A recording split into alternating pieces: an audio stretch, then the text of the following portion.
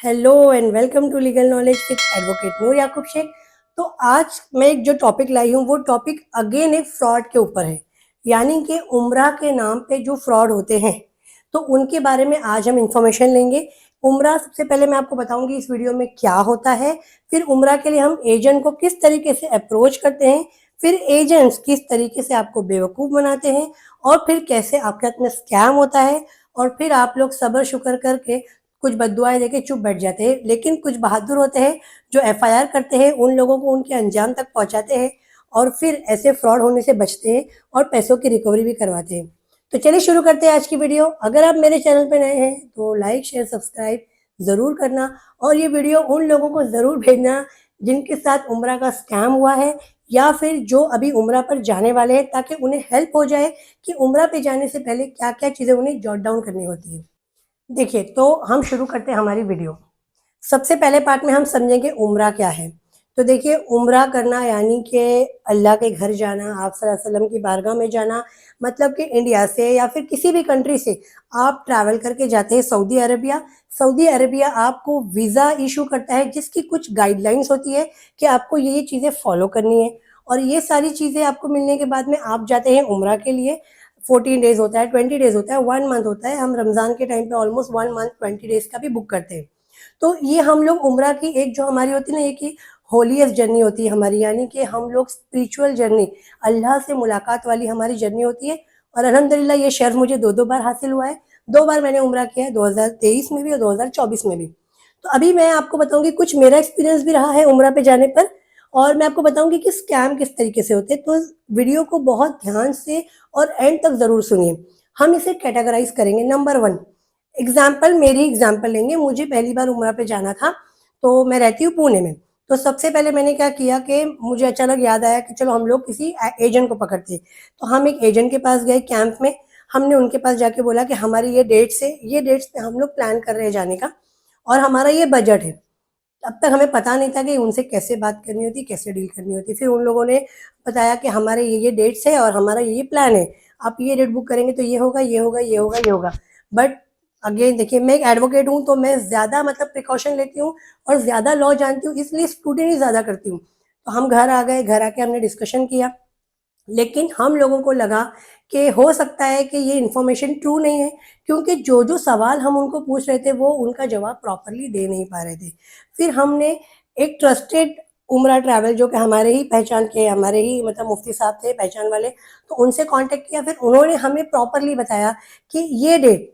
अब आपको यहाँ क्या समझ में आया कि आप कभी भी उम्रा के लिए जाते हैं तो सबसे पहले आपके पास उस डेट का कन्फर्मेशन होना चाहिए। अगर आप ब्रोशर देखेंगे ना बहुत सारे, तो उनमें लिखा होता है, जैसे कि अभी ये मंथ है नवंबर का, तो लिखा होगा 14 नवंबर, 20 नवंबर, 18 नवंबर, 25 नवंबर, daily departure, Vistara flight, Akasa flight, Saudi Arab airlines. लेकिन कहीं भी आपको ये कंफर्मेशन दिया जाता है क्या? वो ब्रोशर सिर्फ आपको एडवर्टीजमेंट के लिए, मार्केटिंग के लिए होते हैं। आपको किन बातों का ध्यान रखना है, आप जब भी कोई ट्रैवल एजेंट के पास जा रहे हैं तो आपको ये ध्यान रखना है कि आप उसको ये पूछिए कि मेरा बजट ये है, इस बजट में मुझे जाना है। अब देखिए, आपके बजट के अकॉर्डिंग अगर आप जाएंगे तो कभी नहीं जा पाएंगे। आप बोलेंगे मुझे 40,000 वाला उम्रा का मैं रील देख रहा हूँ तो मुझे 40,000 में उम्रा करना है, तो पॉसिबल नहीं है। अगर आप टिकट और वीज़ा की कॉस्टिंग निकालेंगे ना, तो वही आपकी 38 टू 45 हो जाती है। तो अगर आपको कोई ऐसा बोल रहा है कि वो आपको 60,000 में, 65,000 में, 40,000 में उम्रा लेकर जा रहा है, तो अलर्ट हो जाइए, वो स्कैम हो सकता है। क्योंकि देखिए, वो क्या करेगा, वो तो अपने अकॉर्डिंगली आपको लेकर जाने के लिए ट्राई करेगा सस्ते-सस्ते में, मतलब आपको मदीना में बहुत दूर रुकाएँगे, मक्का में बहुत दूर रुकाएँगे, आपको जो फ्लाइट होगी उसमें आपको लंच नहीं मिलेगा या रात के साढ़े डिनर नहीं मिलेगा, या आपको ऐसे आपको लगेज का मतलब उसमें कम रहेगा कि आप कम लगेज लेके जा सकते हो। तो ये सारी चीज़ें होती हैं, प्लस आपके पास उनके भी कुछ सामान होंगे, आपको वो भी लेके जाने होंगे। मतलब एन नंबर ऑफ चीज़ें होती है जो मैं एक वीडियो में कवर नहीं कर पाऊँगी। अगर आप मुझे आगे चल के कमेंट करेंगे तो आपके कमेंट के बेसिस पे मैं और एक न्यू वीडियो बनाऊँगी।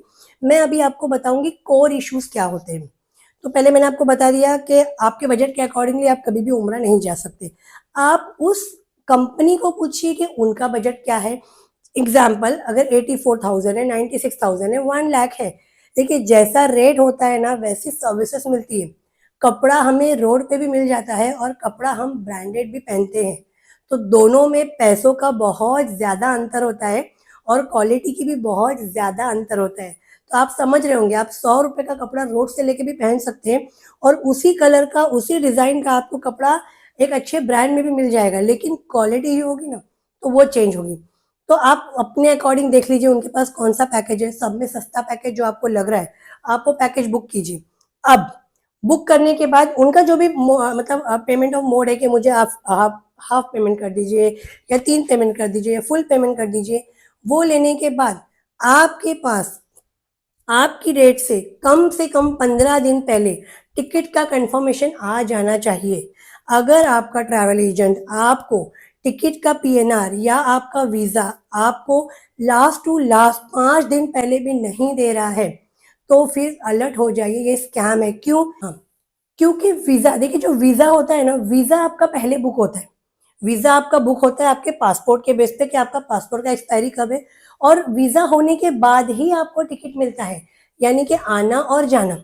तो आपको सबसे पहले अपने एजेंट को पैसे दे रहे, देखिए आपको शर्माने की क्या बात है, डरने की क्या बात है। आप पैसा दे रहे हैं, आप अल्लाह के घर जा रहे हैं, आप इबादत करने जा रहे हैं या बस स्ट्रेस लेने जा रहे हैं। तो सबसे पहले आप उनको पहले ही बोल दीजिए कि मुझे 10 दिन 15 दिन पहले मेरा वीज़ा और मेरा टिकट चाहिए। आप उतना ही पेमेंट कीजिए जितना वीज़ा और टिकट का कॉस्टिंग जाता है। एग्ज़ाम्पल, अगर आपका 80,000 का पैकेज है, तो आप कम से कम उनको 40 पे कर दीजिए, बाकी उनको बोलिए वीज़ा और टिकट मुझे दे दीजिए, बाकी 40 आप इमीडिएटली पे कर दीजिए। ये आप एक कर सकते हैं। दूसरा, अगर आप 100% पेमेंट भी कर सकते हैं, लेकिन आपको वीज़ा और टिकट पहले लेना है। मैं आपको बार-बार वीज़ा टिकट बोल रही हूँ, आप सोच रहे होंगे क्यों? अभी हम चलते हैं एक लाइव एग्ज़ाम्पल पे। रिसेंटली पूना में लश्कर पुलिस स्टेशन में एक एफआईआर रजिस्टर हुई है। उस एफआईआर के अकॉर्डिंगली जो लेडी थी बेचारी, वो कहीं पर काम करती थी, मतलब लेबर वर्क करती थी। उन्होंने बड़ी मेहनत से पैसे जमा करके अपने कुछ रिश्तेदारों के लिए, जैसे माँ बाप होंगे या कोई और होंगे, उनके लिए उन्होंने पैसे जमा करके एक टूर्स एंड ट्रैवल्स जो कैंप में ही है उन्हें दिया और कहा कि हमें उम्रा जाना है। 70,000 में उनकी टिकट बुक हुई, लेकिन 70,000 देने के बाद में डायरेक्टली वो लोग एयरपोर्ट पहुंच गए, मुंबई इंटरनेशनल। देखिए कितनी बड़ी बेवकूफ़ी है ना। आपके पास ना ही टिकट है, आपके पास ना ही वीज़ा है, ना ही आपको ये मालूम है फ्लाइट कितने बजे जाएगी, और आप पहुंच जा रहे हैं। कितने स्कैम हुए, मैं कितने ऐसे वीडियोस देखती हूँ। वीटी स्टेशन पे खड़े हैं, यूपी से आए हैं, बिहार से आए हैं, झारखंड से आए हैं, और एजेंट फ़ोन नहीं उठा रहा है। आप टिकट वीज़ा लीजिए ना, एजेंट की ज़रूरत ही नहीं है। दूसरा, आप उनको पूछिए कि होटल कहाँ है उनकी बुक है, कितने डिस्टेंस पे है, जितना डिस्टेंस उतना पैसा। तो पहले वो मालूम कर लीजिए, होटल्स के नाम मालूम कर लीजिए। खाना तो ऑलमोस्ट वहाँ का सब सेम ही होता है, बाकी तो आपको वहाँ जाना है, इबादत करना है, बस सारी चीज़ें भूलना है। अब थर्ड स्कैम होता क्या है, जैसे कि मैं आपको जो एफआईआर के बारे में बता रही हूँ, तो इस एफआईआर में क्या हुआ, वो लोग एयरपोर्ट पे पहुँच गए। मैं आपको डेट, नाम वगैरह सब एक नेक्स्ट वीडियो में बना के बताऊंगी। अभी मैं आपको सिर्फ कोर इशू हाईलाइट कर रही हूँ। वो लोग स्टे पहुंच गए, यहाँ एयरपोर्ट पे खड़े हैं और उनको पता चल रहा है कि उनका ट्रैवल एजेंट वहाँ है ही नहीं, और उनकी भी टीम से कोई वहाँ है ही नहीं। कोई और ट्रैवल्स वाला, अल सुफा ट्रैवल्स, जी हाँ, अल सुफा ट्रैवल्स वाले वहाँ खड़े हैं और वो उनको बोल रहे हैं कि हम आपको लेकर नहीं जाएंगे, क्योंकि आपने जो ट्रैवल से बुक किया है वो ट्रैवल वाले ने तो पैसे ही नहीं दिए हैं। अब ये सुनने के बाद तो उनका हो गया दिमाग खराब। अब वो कॉल पे कॉल कर रहे हैं। अभी यहाँ एक पॉइंट बहुत इंपॉर्टेंट है। पहली बात तो ट्रेन नहीं है कि आपकी तत्काल टिकट मार ली जाएगी। तो प्लेन की टिकट ऑलरेडी बुक रहती है, और रिटर्न टिकट, सऊदी अरेबिया का रूल है, आपको रिटर्न टिकट बुक करके ही जाना है। ऐसा नहीं है कि आप सिंगल टिकट बुक करके जा रहे हैं और आने के बाद रिटर्न कर रहे हैं। आप रिटर्न करके जाए, आपको कोई इमरजेंसी आ गई तो आप प्रीपोन या पोस्टपोन कर सकते हैं। तो ये स्कैम, अब बेचारे वो तो डर गए, उनको कुछ पता नहीं था। उन लोगों ने वो ट्रैवल वाले को कॉल किया, तब उसने बोला 70 का पैकेज नहीं, ये 94 का पैकेज है, 94 96 समथिंग। अब वो तो डर गए कि पता नहीं, हम लोग तो दावत वगैरह खाकर आ गए हैं, फूल हार पहन के आ गए हैं, अब क्या होगा। तब उन लोगों ने कैसे कैसे करके पैसे दिए, और तब वो बोल रहा है, वो ट्रैवल वाला, सूफा वाला, कि अब मैं आपकी टिकट करूँ, अब आप जा सकते हैं। देखिए, पैसे के लिए हैरेसमेंट हुआ उनको। दूसरा, उनके साथ में बहुत ज्यादती हुई, मतलब वो उम्रा पे जा रहे हैं, सोचिए उनके दिल से दुआएं निकलेगी या क्या होगा। तो ये चीज़ें भी हुई। ठीक है, मैं उस लेडी को बहुत अप्रिशिएट करती हूँ, उन्होंने मुझे कॉल किया। कॉल करने के बाद में उनकी एफआईआर रजिस्टर्ड हुई। एफआईआर रजिस्टर हो गई 2 दिन के अंदर। वो ट्रैवल वाला अपना ऑफिस लॉक करके भाग गया। यहीं वो लोग भागदौड़ में लगे थे। अब हो सकता है कि वो अरेस्ट हो गया होगा या उसने बेल डाली होगी। मैंने फॉलोअप नहीं लिया उनसे, जितनी हेल्प हो सकती थी मैंने उनकी हेल्प की। वो दोबारा आए भी नहीं बेचारे हेल्प के लिए मेरे पास, अगर आते हैं तो मैं ज़रूर हेल्प करती थी। तो अभी मैंने आपको ये अपडेट दिया उम्रा के नाम पे फ्रॉड।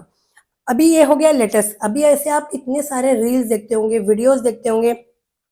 मैं एक ग्रुप में हूँ, व्हाट्सएप ग्रुप में जो इस्लामिक ग्रुप है, वहाँ पे एक बार एक वीडियो आया था, कोई हैदराबाद के चाचा थे, मतलब उनकी आवाज़ में इतना दर्द था ना, इतना रो रहे थे वो बोल रहे थे किसी ट्रैवल वाले का नाम लेकर कि तुम हमने दावतें खा ली, और वो हज का था, उम्रा का भी नहीं था।